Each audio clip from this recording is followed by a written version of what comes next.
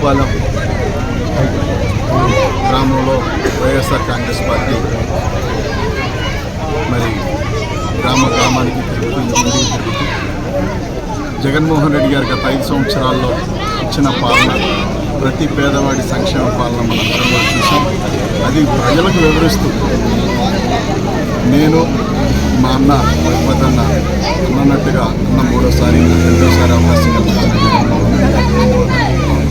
అదేవిధంగా బాపట్ల పార్లమెంట్ ప్రజలందరూ కూడా ఎల్లవేళ రుణపడి ఉంటాం. ఒకసారి అవకాశం ఇచ్చి మళ్ళీ వీళ్ళు ఇచ్చిన రిపోర్టు ప్రకారం ఆధారంగానే మళ్ళీ జగన్మోహన్ రెడ్డి గారు నాకు రెండోసారి అవకాశం కలిగింది. జగన్మోహన్ రెడ్డి గారు రాజకీయాలు అనేది చూడకుండా, ఎక్కడ కూడా కుల వివక్ష, పార్టీ వివక్ష చూడకుండా సంక్షేమ పాలన అందించిన విధానం మనందరం కూడా గమనించాం, చూసాం. చూసిన తర్వాత నాయకుడు అంటే ఇలా ఉండాలి, నాయకుడు సేవకుడై ఉండాలి, ప్రజలందరికీ మేలు చేసేవాడై ఉండాలి, ఎక్కడా కూడా కుల వివక్ష, పార్టీ వివక్ష లేకుండా ఉండాలి. గత ప్రభుత్వాలను చూసాం, కానీ ఈ ప్రభుత్వం తర్వాత ఏదైనా సరే అని చెప్పే విధంగా మరి ఇంత గొప్పగా ప్రజలందరూ కూడా బ్రహ్మరథం పడతా ఉన్న సందర్భం మేము ఎల్లవేళ మర్చిపోం, రుణపడి ఉంటామని చెప్పి తెలియజేస్తున్నాం. అదేవిధంగా రానున్న ఇంకో 5 సంవత్సరాలు జగన్మోహన్ రెడ్డి గారికి అవకాశం కల్పిస్తుంది. ఇంతకంటే బెస్ట్ పాలన, ఇంతకంటే బ్రహ్మాండమైన పాలన అందించడానికి సిద్ధంగా ఉన్నాం. ప్రతి పేదవాడు ఇంగ్లీష్ మీడియం చదువుతూ ఉన్నాడు. ప్రతి పేదవాడు పిల్లాడు కూడా మరి వాళ్ళ ఐక్యరాజ్య సమితిలో కూడా మాట్లాడి అందరినీ అభివృద్ధిపరిచే విధంగా 14 సంవత్సరాలు సీనియర్లను చెప్పుకొని ఎవరి వల్ల కానిదంతా కూడా జగన్మోహన్ రెడ్డి గారు 5 సంవత్సరాలు మరి పాలనలో ఇవన్నీ కూడా సాధ్యం చేస్తూ ఉన్నారు. అంటే నాయకుడికి మనసు ఉండాలి, నాయకుడికి మనసు ఉంటేనే అది సాధ్యమవుతుంది.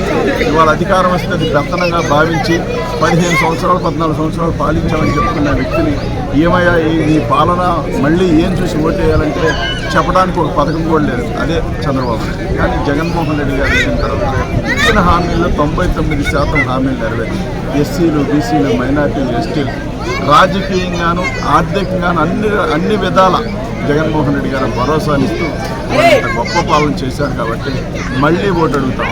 జగన్మోహన్ రెడ్డి గారు అన్న మాట ఉన్నారు, ఏనాడు కూడా చంద్రబాబు నాయుడు అనలేని మాట ఏమనంటే, ఇదిగో ఈ పాలన చేశాను, నన్ను చూసి ఓటేయండి అని అడిగే పరిస్థితిలో లేడు చంద్రబాబు.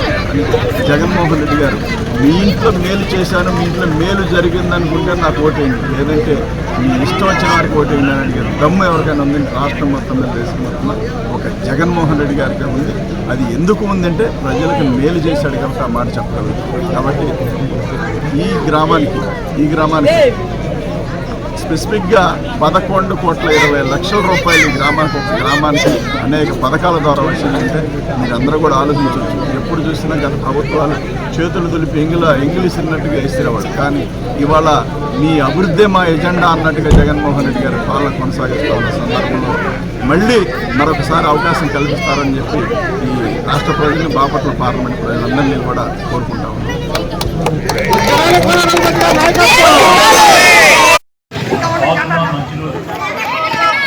వైఎస్ఆర్ కాంగ్రెస్ పార్టీ గౌరవ ముఖ్యమంత్రి, వైఎస్ఆర్ కాంగ్రెస్ పార్టీ అధ్యక్షుడు నాకు శాసనసభ్యుడిగా 3వసారి, గౌరవ పార్లమెంట్ సభ్యులుగా మరి 2వసారి సురేష్ గారికి మాకు ఈరోజు గౌరవ ముఖ్యమంత్రి జగన్మోహన్ రెడ్డి ఇచ్చిన అవకాశంతో ప్రజల ముందుకు వచ్చాం. ప్రజల్ని ఈ 5 సంవత్సరాల్లో జరిగినటువంటి పరిపాలన, ప్రత్యేకంగా కోవిడ్ లాంటి సందర్భంలో ఆ అంటువ్యాధిని ప్రబలకుండా ప్రాణాలని కాపాడినటువంటి గొప్ప సందర్భాన్ని ప్రతి ఒక్కళ్ళు కూడా జ్ఞాపకం చేసుకోవాలి. యువకుడైనటువంటి ముఖ్యమంత్రి చిన్న వయసులో ముఖ్యమంత్రి బాధ్యతని చేపట్టి ఎంతో కమిట్మెంట్తో ఈ 5 సంవత్సరాల పరిపాలనని మనం చూసాం. ఈ రాజకీయాలకి కొత్త నిర్వచనం, కొత్త భాష్యం చెప్పినటువంటి జగన్మోహన్ రెడ్డి గారు చరిత్ర పుటల్లో ఎప్పుడు కూడా శాశ్వతంగా నిలిచిపోతారు.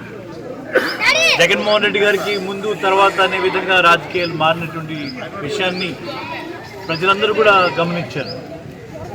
అధికారం అంటే చెలాయించడం, అధికారం అంటే ఆపడం అని నిర్వచనాన్ని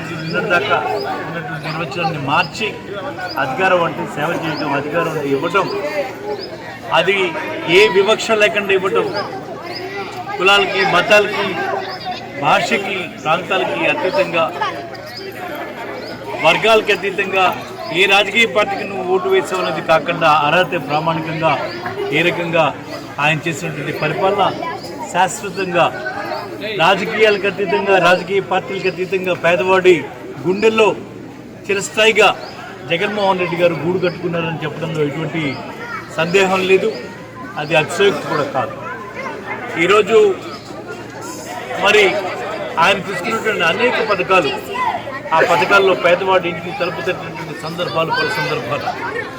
నిన్న మొన్నటి దాకా ఏ పథకం వచ్చినా ప్రభుత్వం నుంచి ఆ పథకం అధికారానికి దగ్గరగా ఉండేటువంటి కొద్ది మందికి సొత్తు అయినటువంటి ఆ రోజు నుంచి జగన్మోహన్ రెడ్డి గారు అధికారంలోకి వచ్చిన తర్వాత ప్రతి పథకానికి, ప్రతి అర్హతనే ప్రామాణికంగా తీసుకుంటూ ప్రతి పేదవాడి ఇంటి తలుపు తట్టి పరిపాలన వాడి ఇంటికి తీసుకొని వెళ్ళి వాలంటరీ వ్యవస్థ ద్వారా, సచివాలయ వ్యవస్థ ద్వారా చేసినటువంటి సహాయాన్ని ఈరోజు ఏ పేదవాడు మర్చిపోడని, పార్టీలకి అతీతంగా చేసినటువంటి పరిపాలనకి చాలా గొప్పగా జేజీలు పలుకుతున్నటువంటి ప్రజలు ఈరోజు మనం చూస్తూ ఉన్నాం.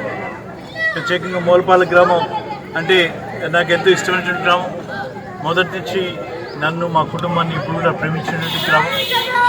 ఏ కార్యక్రమం చేపట్టినా మూలపాలెం గ్రామంతో మొదలుపెట్టడం అనేది మాకెంతో ఆశ్చర్యకరంగా ఉంటుందని భావించేటువంటి గ్రామం ఈ గ్రామం. ఇక్కడ ప్రజలు కూడా అంతే ఆనందంగా, అంతే సంతోషంగా మమ్మల్ని ఆశీర్వదించి పంపించిన ప్రతిసారి ఘన విజయంతోనే మేము ముందుకు వెళ్ళాం.